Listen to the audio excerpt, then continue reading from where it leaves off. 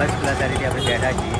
તો ચીલ મારો બધા લોકો મને જોઈ રહ્યા. હેંગ મારી જેવું મગજ મારું 10,000નું નામ આપણે જીવનની અંદર ઉતાર ચઢાવ મેળ્યા.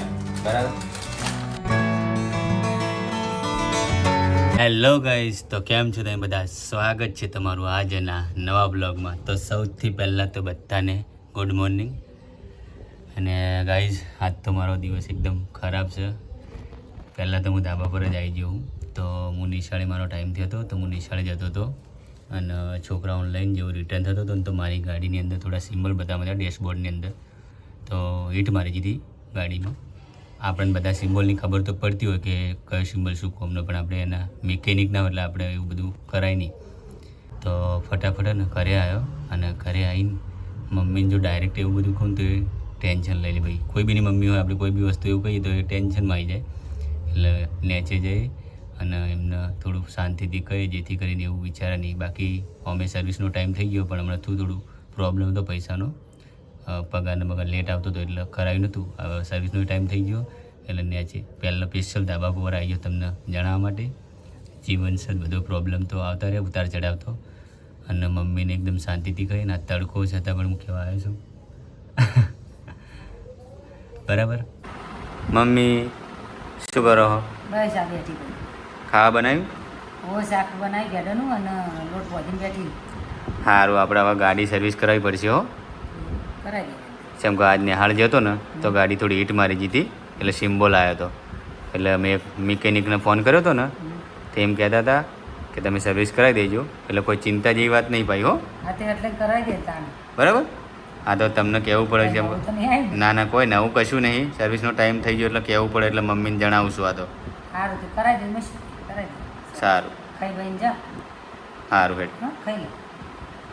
મહેનત બી આપણી એટલી હોય છે, આપણું કોમે ખરાબ નહીં હોતું, છતાંય તકલીફો આપણને જ પડે. હાલ તો કુલરમાં રેડિએટર એમાં પાણી નાખું છું.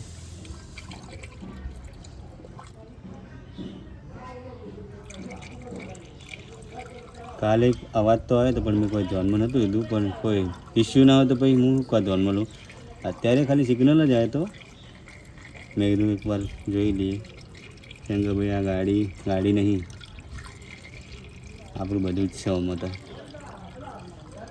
ખબર છે ને, મિડલ ક્લાસ મિડલ લોઅર માણસો કેવી રીતે એમનું બધું એડજસ્ટ કરતા હોય. ભાઈ ગભરાવાની જરૂર નહીં ભાઈ, મહેનત ચાલુ રાખવાની. તકલીફો તો આવતી રહે.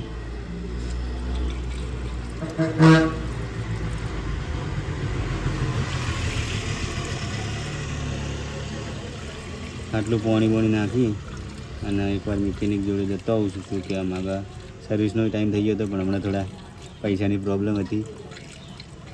પેલી ગાડી લગાવી હતી, પૈસા પગાર લેટ આવતો હતો એટલા માટે. બાકી ભાઈ જીવન થોડી ખતમ કરવાનું હોય યાર, તકલીફો તો ઘણી આવતી હોય. બરાબર. આ જો અહીંયા આવે છે ને જે એ ડેશબોર્ડનો એક સિમ્બોલ આવે એની તકલીફ હતી. અત્યારે તો એ બંધ થઈ ગયો છે. મેં હમણાં પાણી નાખ્યું કુલન્ટનું. બાકી આનો પ્રોબ્લેમ હતો અહીંયા. ગાડી આપણી કોઈ ખરાબ નહીં થઈ. બરાબર. અને એ તો કેવું હોય યાર, કોઈ બી વસ્તુ થાય પણ આપણે મન ઉપર નહીં લેવાનું. સમજે કે નહીં? સમજી? હા તો ભાઈ એવું નહીં વિચારવાનું પાવ. આ તો વિચાર્યા તો તું હમણાં નથી કહેતી એ કોક નવું લાવ્યો. જો મામા, જીવન છે જીવન. જીવનની અંદર ઉતાર ચઢાવ મેળ્યા. બરાબર. 4 છોકરાએ 10 વર્ષ અમદાવાદ રહ્યા, તને તકલીફ આપી તો બીજું શું જોવો? લોકો એવું નહીં પૂછે તમારે કેટલા પૈસા, શું પૂછશે? તમે આવી રીતે હંપીને રહ્યા એ મહત્વનું. સમજો છો? ખાવાનું શું ખાય? ના થોડું ખાવું છે. ખાવું ખાઈ બન ચેક કરવા જવું. બરાબર. ના લે જ. હા સર્વિસ તો કરાવવાની જ ફાઇનલ. હા મારા દીકરાનો પ્રેમ છે ગાઈસ.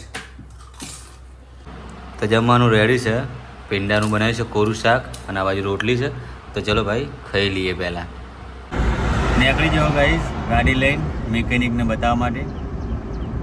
જોઈએ છે શું કહે છે.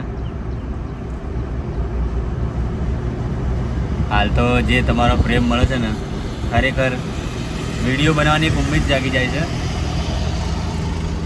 જે લોકો તમે મને પ્રેમ સપોર્ટ કરો છો. ઘણી વાર તો મને એટલી બધી મુશ્કેલી પડતી હતી પહેલાં વિડીયો બનાવવામાં પણ અત્યારે તો જે તમારો પ્રેમ આવો છે ને, thank you so much guys.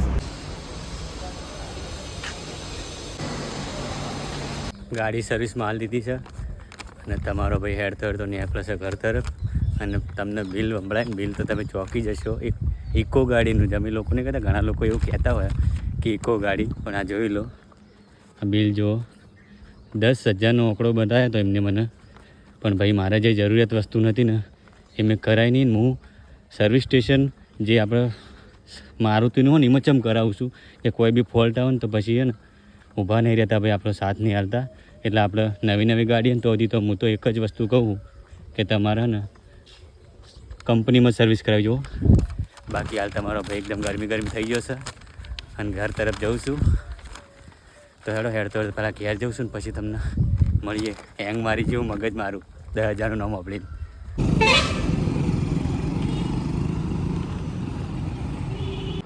ઘરે આવી ગયો છું ગાઈઝ, અને આવીને તો થોડો ફ્રેશ થયો. અને આ બાજુ જો મમ્મી ચા બનાવે છે. વાગી રહ્યા છે અત્યારે 4. ચિલ કરવાનું ગાઈઝ. જીવનમાં તો બધું આયા કરે, બહુ ટેન્શન લેવાનું નહીં, બહુ મોહ માયા કરવાની નહીં, બરાબર. જો બેન બનાવે છે ચા બા પીને પછી સાહેબને ફોન કરું અને સાહેબને કહી દઉં કે આજ તો મારી ગાડી સર્વિસમાં મૂકી છે, તો તમે મારો ફેરો મારી દેજો. અને જો સાહેબ તમે આ મારો વિડીયો જોતા હોય તો થેન્ક યુ સો મચ મારું કામ કરવા માટે. એકદમ સરસ કામ કરો છો સાહેબ તમે મારા માટે, મને બહુ સપોર્ટ કરો છો એના માટે. લ્યો ભાઈ આ બાજુ જુઓ, તડકામાં વરસાદ, બોલો શું કહેવાનું. લો ફટાફટ વચમાં હાઈરો જ વચ છે, અંદર પડ્યું હતું કૂતરું. ડોલ ભરું છું ભાઈ, કોમ છે એટલે આ ભરી દીધી ડોલ. આ કર્યું બંધ. વાગી રહ્યા છે 5:30 અને મમ્મીએ કીધું કે બજાર જવું છે થોડી શાકભાજી લેવા, કેમ કે અમે દૂર રહીએ તમને ખબર છે, તો 3-4 દાડે અમારે બહાર જવું પડે. મમ્મી લોક મારો હું મારું મમ્મી અંગા જે ચંગો આમ તો કોઈ કોમ તો છે નહીં, તો મમ્મી અંગા થોડી મોજ કરી લઈએ. તો ચલો મજા. હા ગાડી વડે બાઈક. Let's go.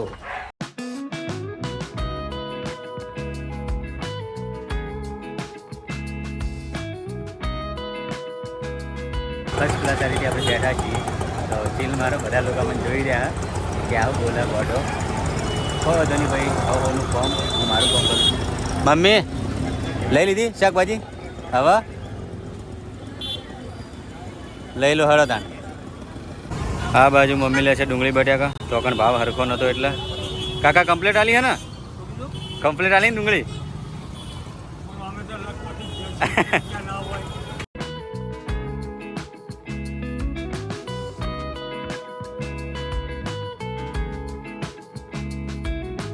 મમ્મીએ મંગાવ્યું હતું દૂધ, ભૂલી ગયા હતા, દૂધ મંગાવ્યું.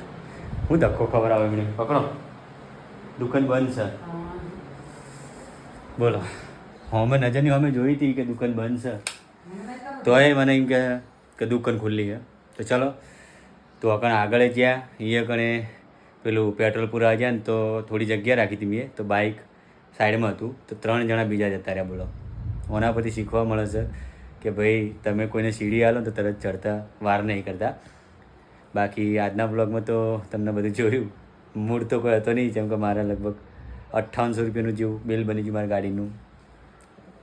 દુઃખ તો થાય પણ હવે કરાયા વગર છૂટકો જ નહીં. બાકી મમ્મીને 2 જણા ફર્સ્ટ ક્લાસ બજાર જઈને આવ્યા. હવે થોડું વાતાવરણ પણ અંધાર્યું છે, વરસાદ પડે પહેલાં મેં કીધું લાવો બ્લોગ ફટાફટ એડિટ કરી દઉં.